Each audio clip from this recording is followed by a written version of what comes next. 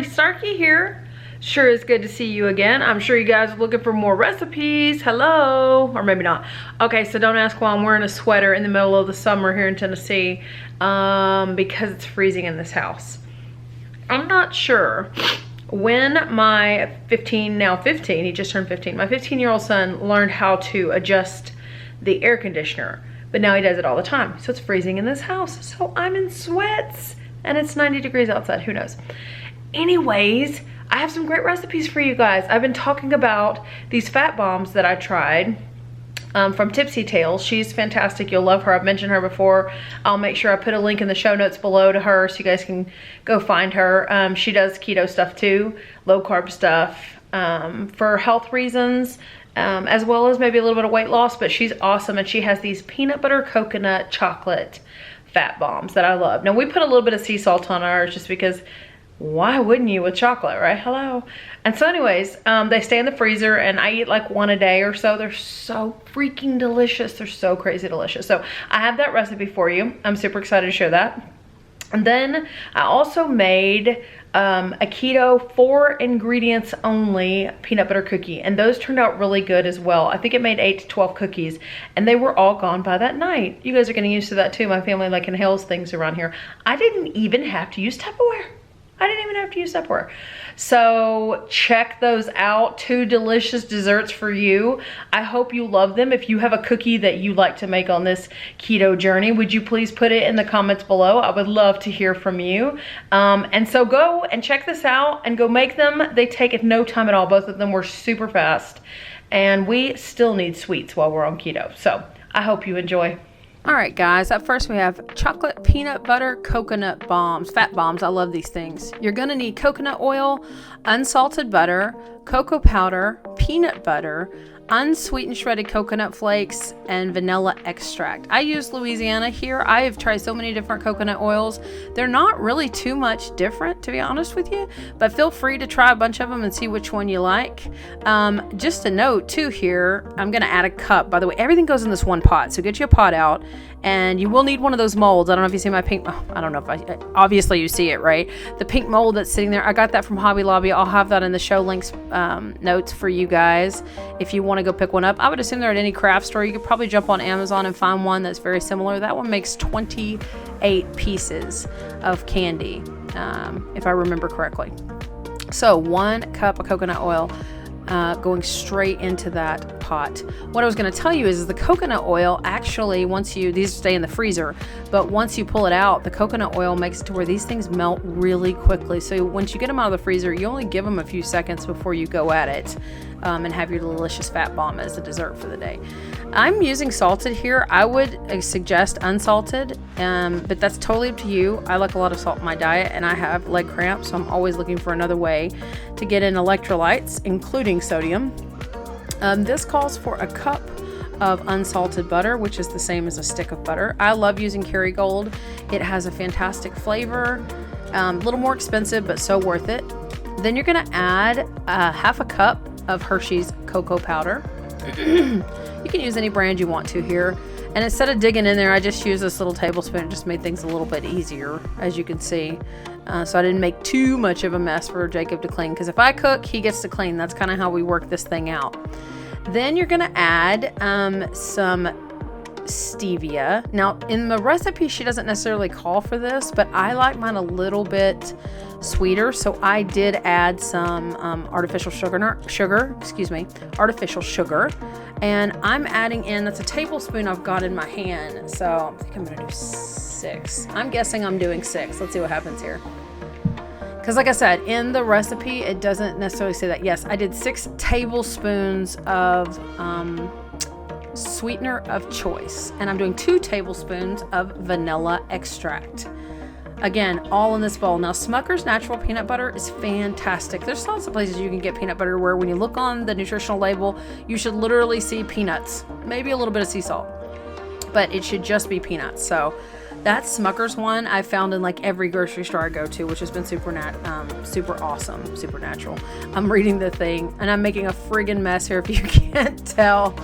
I still am suffering from my sciatica at this point, so every recipe I did had to be like really quick because my leg would pinch like every 5 minutes or something. So I added in peanut butter. All that's together, as you can see. You can totally do almond butter or cashew butter. Just make sure you adjust the macros when you do that. This recipe did come from Tippy Tales on YouTube. I have her link on my website in week 6 recipes. Make sure you check that out. I'll have that link in the show notes as well. This is just medium high heat. It's probably like a 5 on my burner. You can tell we've washed dishes, but we have not put them up, so they're kind of everywhere at this point. You have to just let this melt down. The last thing that's going to melt is going to be the peanut butter, by the way. It's a huge pain in the rear to try to melt peanut butter. Very carefully, after it is melted, you're going to scoop all of the contents into your little molds, and you can put it all the way up to the top. You just have to be super careful. In a minute, you'll see me get a pan to put underneath this mold. And you could they have star molds and heart molds, all kinds of cute little things that you could totally use if you wanted to. These turned out so well, and we kept them in the freezer.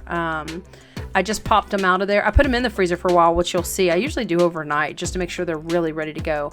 And then we pop them out and put them in a big Ziploc bag, a freezer bag.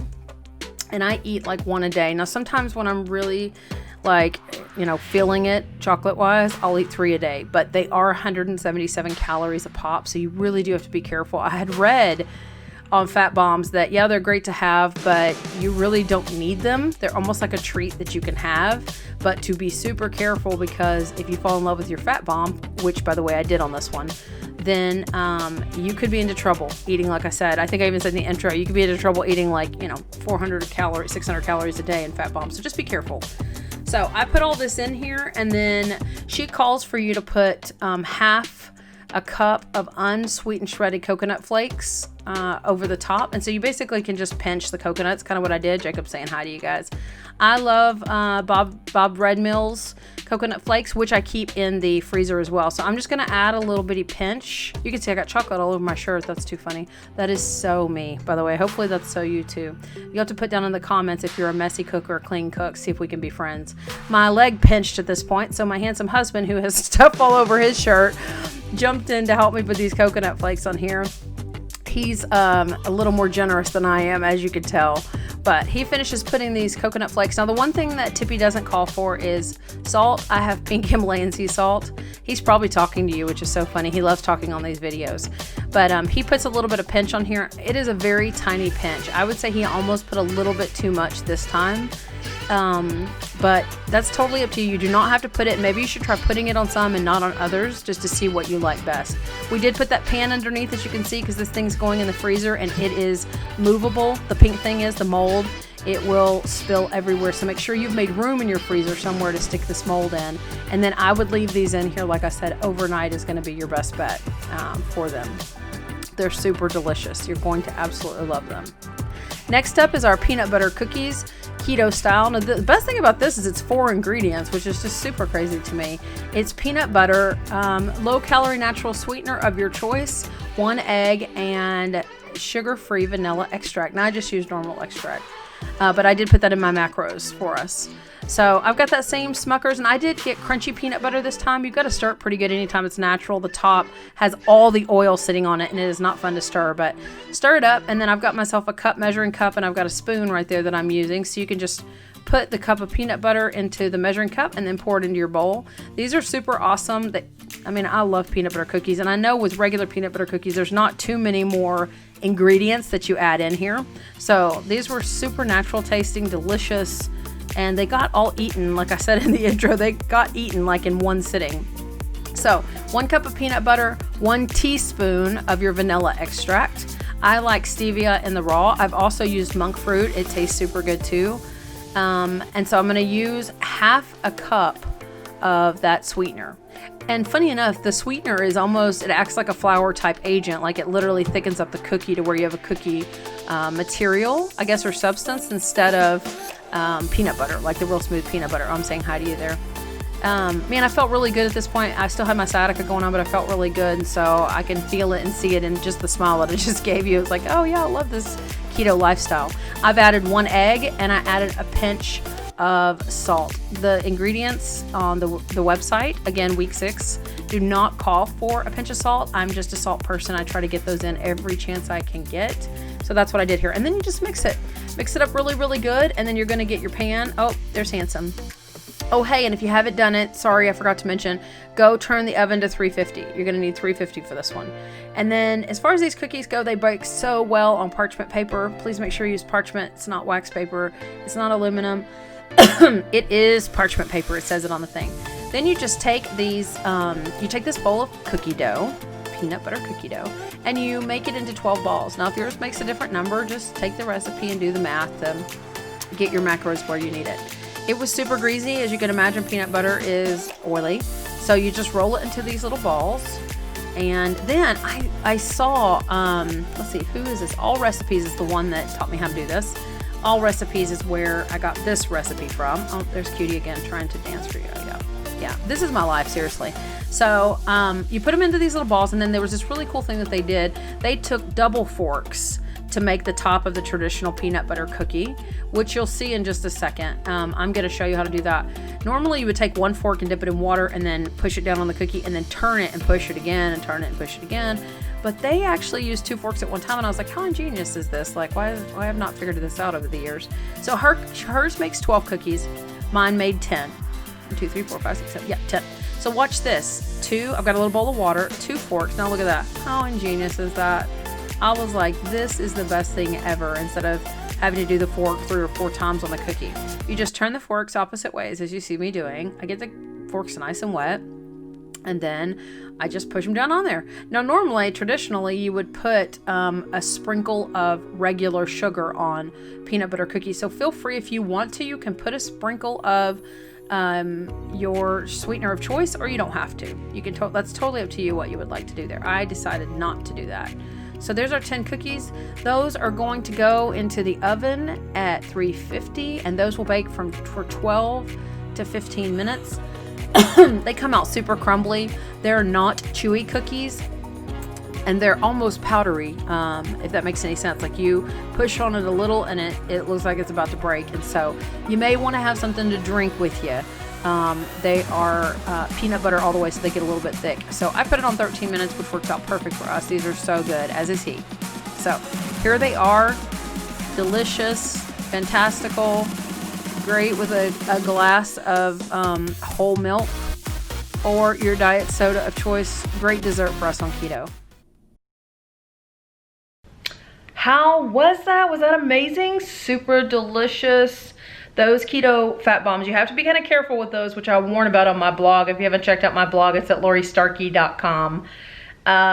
It's under my journal. But I've warned about those fat bombs because the problem is they're so delicious that you're like, oh yeah, I'll just eat as many as I want. Please don't do that. They're 177 calories each, at least the ones I have. They go up from there calorie-wise. And I know that a lot of people on keto don't watch their calories, which is perfectly fine. But at the end of the day, if you eat 4,000 calories worth of fat bombs, you're probably not going to lose weight. So just be super careful with those. And if there's something you can't have in the house, then perhaps you don't do fat bombs. You do something else. So I keep mine in the freezer, like I mentioned earlier, just so that I have to wait a little bit for it to thaw some. And I really only eat about 1 because just like if you freeze your Reese's, it slows you down just a little bit, just a little bit. But I hope you enjoyed that. If you have any dessert ideas, I would love to hear from you. Funny enough, Jacob, my husband, joined me this last week on keto, and he is a sweet tooth all the way. So he's half doing it, half not. I think in the next few weeks he'll probably jump on the keto bandwagon. You did not need to hear that. I just had some pent up energy, so that was it. That was my second win. I'm out after this. Anyways, if you enjoy what we're up to over here in the Starkey household, feel free to hit that subscribe button below. If you want to hit that bell notification, I'll just let you know when we post up something new. We would love to have you as part of the YouTube family. And as always, I hope you have a fantastic, ketone-tastic week. And I will see you back here next time. Later.